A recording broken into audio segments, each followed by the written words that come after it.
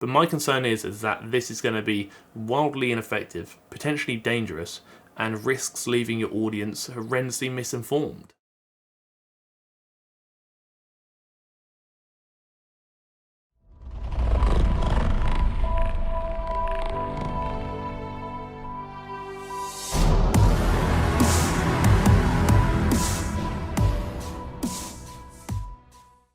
Lizzie McGuire t-shirt in the last videos. I know what you're thinking, well Harry, what else are you hiding from us? I'm hiding a lot of funky t-shirts, and one of those t-shirts is Selena Gomez on a t-shirt. It's a bit out there, it's a bit wild if you ask me. It's not quite Lizzie McGuire caliber. I was actually looking for a Britney Spears t-shirt. I couldn't find the one I wanted, but then I came across Selena Gomez on a t-shirt. I said, you know what?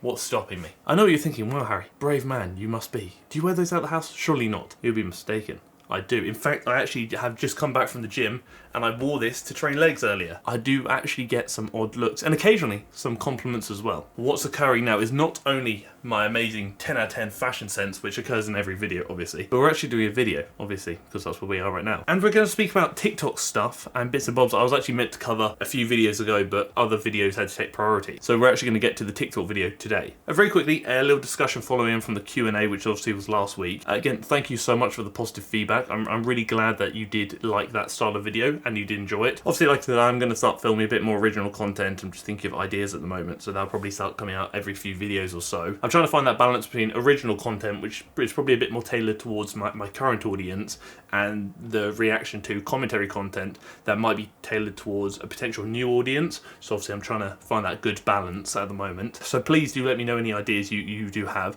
But what I was tickling is this. There's obviously a lot of people said they like the Q&A. Get to answer lots of questions in a very short period of time. Love it. So what I'm thinking is maybe like a monthly Q&A as like a video, like a longer video, probably about half an hour or so like the last one. And it gives me a chance to answer loads of questions that could be personal, training related, anything. And it's a bit kind of just like a conversation and discussion. So if you like the idea of a monthly Q&A, let me know and I shall definitely tickle that pickle. So today's video, obviously a TikTok video, as I did mention. But before we obviously crack on with the TikTok video, we must do what needs to be done. And I'm actually dreading it, and you'll see why. If at any point you decide you like the video, please let me know you like the video, but drop a like on the video. 1,300 likes in the first 24 hours is the goal, so if we reach that, that'd be bloody stupendous. I would very much appreciate it. If you haven't already, and if you decide that in fact you like my t-shirt, please do consider clicking the red button down below and subscribing to the channel. Maybe even the bell next to it so you get notified when I upload every week, twice a week. And if you're not going to subscribe for me, consider subscribing for Selena. And at the end of every video, I do comment question of the week. So if you do have a question you want me to answer at the end of the next video, drop it down below in the comment section and I shall answer it. Yes, fantastic. So it's hat time. It's actually not hat time, it's headwear time. And it's going to be a nasty one. Whoa. Hair flick to start the video. Oh, I've lost it. Oh, actually kind of works. I'm actually fully backing this combination.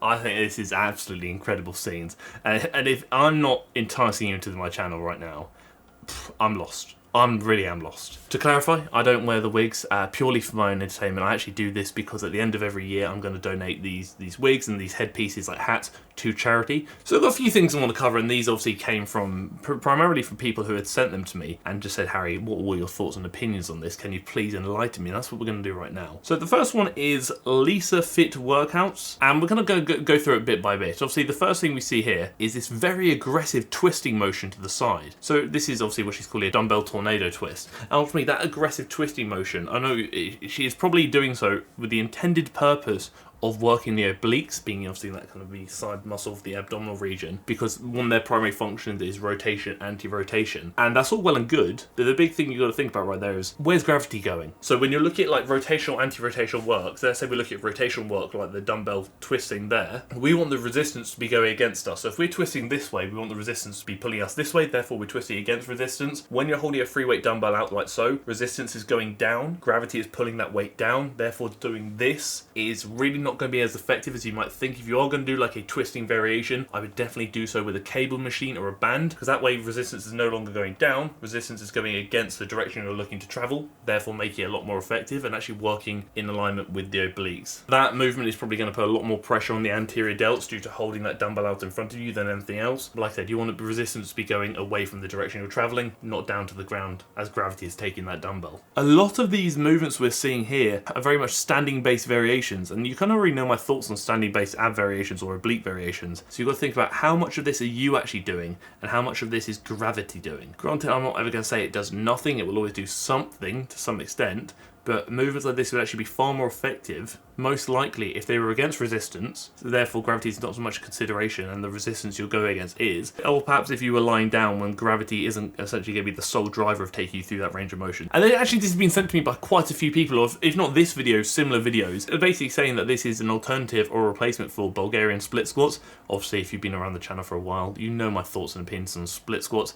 Bloody fantastic movement, but every time I do that movement, I have to sacrifice a piece of my soul and my happiness. Sometimes I think to myself, you know what, is it really worth it? But other times I sit, I think to myself, I say, you know what, Harry, your bum's looking a bit underdeveloped. You neglected your glutes for a long time. Don't let your dreams be dreams. Do the split squats. I'm not saying it's necessarily as good as, but it's definitely a fair alternative to the split squats because you're working very similar muscles in a very similar range of motion. And you can do this with any kind of leg press. Some leg press you're kind of pressing below you, other leg press you're pressing above you. It really does depend. It's kind of having that foot slightly higher if you're looking to work the glutes a bit more, or slightly lower if you're looking to work the quads a bit more. But the other thing is when you're looking at a split squat, your back leg, so that resting leg, isn't actually resting as much as you think it is. As you go down and through the kind of split squat range of motion, in a lot of cases you're actually lengthening the rec fem of the back leg. So that resting leg is having its rec fem muscle, which is the muscle of the quads, lengthened during that eccentric portion as you go down, which is actually something a lot of people neglect to remember. So although again this is, for the front working leg we'll say, is very similar to the split squat, because of where this back foot is placed, it's not actually having to do anything, it's in fact actually resting, you're now missing out on the lengthening of the rec fem of that back foot. Therefore a better, or potentially another consideration or alternative to this, would be essentially doing a split squat on a hack squat instead, where you can rest that back foot on the floor and still lengthen that rec fem of the back leg, which will probably be on screen now. And I know JPG did post on it a while back. I'm not saying this is necessarily as good as a split squat. I'm not saying it's not. I'm just saying this is definitely an alternative to split squats if you fancy doing something slightly different, or if you fancy just mixing it up to prevent adaptive resistance from occurring. Slimfitnash. Let's have a look at this. So there's no substitute for hard work. Never give up. Never stop believing. Never stop fighting. Your time is coming. There's a lot of movement occurring here. A lot of movement actually. Pretty wild movements. And essentially it seems like this individual has combined some pretty well-known movements. You've got RDL in there, you've got front raise, you've got reverse lunge, all into one. I'm going to be completely honest with you. Obviously, fantastic that she's active, fantastic she's getting her audience active. I love to see it. Again, for hypertrophy and building muscle, I don't think combo movements are a great shout. I think for caloric expenditure and those types of workouts, they definitely have more of a place because essentially it's additional movement, which is fantastic. If you are going to do combo movements, I wouldn't choose movements like this to combine. Essentially, you're doing some pretty complicated movements and throwing them into a sequence. That's, first of all, a lot of people aren't going to remember.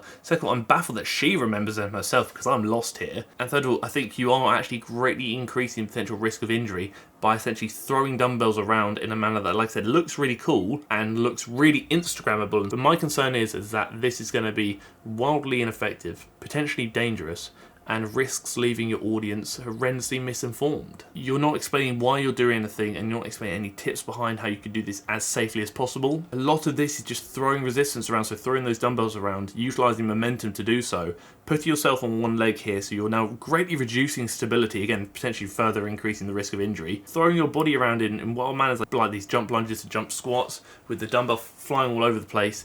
Again, there's a lot of moving parts, and I think a lot of things could actually go wrong here that could, like I said, risk harming your audience. I'd stick to basics, so doing things like the reverse lunge, the RDL, the squat, as standalone movements as a means of resistance training and also caloric expenditure. And if you want additional caloric expenditure, you can do your cardio separately.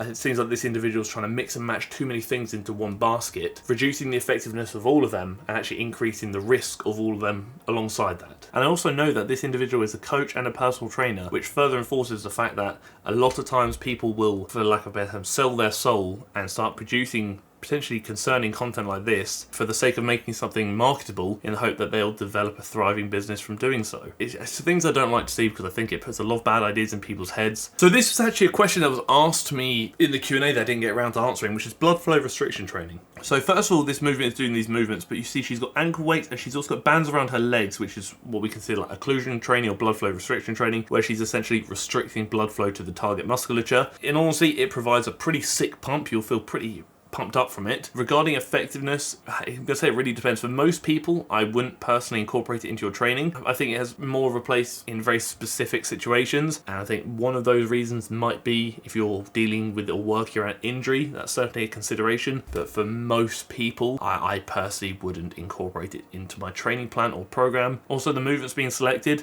are a bit wild. A couple of things from a technical standpoint is this, you see there, she's doing this kind of side lunge thing. This heel is really lifty off the floor. The ankle weight inclusion there, I'm not sure why it's there. The foot is not lifty off the ground, therefore the ankle weight's not really doing anything, but this heel lifty off is definitely concerning. If you have a look at this lunge movement here, she's on 2 step-ups. The thing you've got to question is why. If you look closely, this individual's going through a range of motion that requires her to go lower than where the ground would be anyway. So the inclusion of the step-up may look cool to some people, but the reality is it actually does serve no purpose other than actually increasing risk of injury. Same sort of thing with the RDL to overhead press. She's touching the floor anyway, so why she stood on the step up. And the same sort of thing with this overhead squat. Again, why she stood on the step up. She could do the exact same movement on the floor and actually reduce risk of injury because there's no longer that variable of the step up, taking into consideration where that could flip and she could hurt herself. So again, although I do very much appreciate that this individual is keeping active, I love to see that. This is a prime example of essentially taking some okay movements and making them worse and overcomplicated for the sake of social media. The injury / risk to reward ratio is just not very favourable in my eyes. And like I said, hopefully that answers some questions regarding blood flow restriction training. King, here's a surprising reason why your biceps aren't growing as fast as they could be. It's because the bicep is often treated as one muscle when it's actually 3. So it's kind of in the name there, the bi meaning 2. So we typically look at 2 heads when looking at the bicep, so the short head and the long head. The brachialis is a muscle that sits underneath the bicep, and that brachialis muscle is very much a muscle that is often trained when you're doing like neutral grip curl variations, like hammer curls and things along those lines. Although you could technically do reverse grip curls for the brachialis, they're probably not a movement I would incorporate myself because I feel like your grip is going to give out before your brachialis or biceps do. So I probably prefer to stick to hammer curl variations if you're looking at that. But I'm curious to see what bicep movements we have on the cards today. So dumbbell weighted curls, again, is not really a movement I would incorporate myself. Essentially, you're holding the dumbbell like this. Therefore, how much weight you can hold in that position is obviously going to be limited. It's also going to be not a very comfortable position. And also, your kind of range of motion is limited because you can't actually go through the full range of motion as your legs or your body is going to be in the way when you do straighten that arm. So again, that's definitely not a movement I would incorporate. If you wanted to do some kind of like curl variation in front of you, I would just stick to a standard dumbbell curl. Or arguably, you could do an easy bar curl if you wanted to. I would avoid weighted curls personally. Outward curls, so you're essentially curling away from the body, so your hands are out and your elbows are in. To be honest, the only movement of the 3 I've seen that I would actually keep in is I would keep in the hammer curls. I think hammer curls are a solid movement. If you really want an effective bicep workout, you only have to think about 3 things, really. You've got to think about a movement in which the elbow is in front of the body, a movement in which the elbow is behind the body, and a neutral grip movement. Bicep training doesn't need to be overcomplicated, and you can get a bloody effective workout done with just dumbbells, just by essentially changing where your elbow lies and where your body is positioned. So, want to flatten your lower belly? Try this. And as we all know, hopefully by this point, you cannot spot reduce fat. And by that I mean you cannot choose where fat comes off. That is largely genetic, and your body will largely decide where your fat comes off and when it comes off. But what we can do is when looking at the abdominal region from like a muscular standpoint, we can place great emphasis on the lower abs. So when you're looking at essentially ab training, you look at essentially reducing the distance between your sternum and your pelvis primarily. So if you bring your sternum to your pelvis, that's typically a bit more up ab dominant. If you bring your pelvis to your sternum,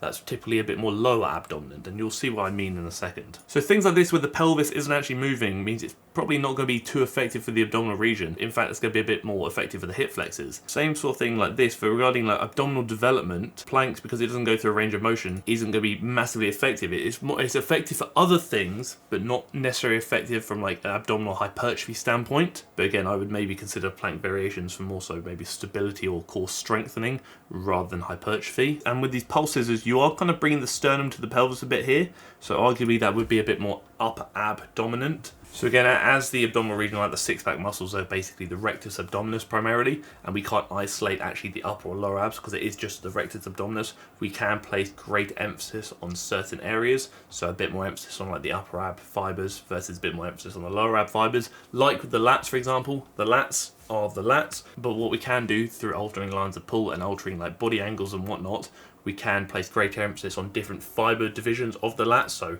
thoracic, lumbar, iliac. Same sort of thing applies to like the abdominal region. That is the long overdue TikTok video that I was meaning to get to, and now we've got to it. I mean, obviously before the video ends, we must do what needs to be done, which is comment question of the week. And I thought this was quite an interesting one because I don't actually speak about recovery often. Would you ever cover what you do for recovery? And in honesty, my recovery is pretty simple. I don't really specifically do anything outside of like the norm for recovery, to be honest. I try and make sure I sleep enough. I try and not overreach when I'm training, so I train to my intended RP or RIR, so reps in reserve. I eat enough calories. I eat enough protein. I hydrate plenty. I try and manage stress. I do all those kind of lifestyle things that a lot of people do. I don't actively do much else specifically for recovery other than managing variables, training hard as well as training smart, and also managing fatigue. I probably should do more mobility work, but that's just my own laziness and me being a bit of a mess, and for most people that is usually sufficient. But if anyone watching has any recovery tips, maybe not just for myself but anyone else, in the comment section, drop them down below. I'd love to hear what's occurring. That is it. That is a video. Like I said at the start of the video, 1,300 likes in the first 24 hours is the goal, so if we reach that, that'd be bloody splendid. I would very much appreciate it. If you haven't already, please do consider clicking the red button down below and subscribe to the channel, and maybe even the bell next to it so you get notified when I upload every week, twice a week. And if you too have a question you want me to answer at the end of the next video, drop it down below in the comment section for comment question of the week, and I shall do so. Thank you for tolerating me. Thank you for tolerating the smirth on my head, although I will admit I'm rather partial to the colour blue, so I'm a big fan, although purple is probably my favourite if I had to choose. And thank you for tolerating the video.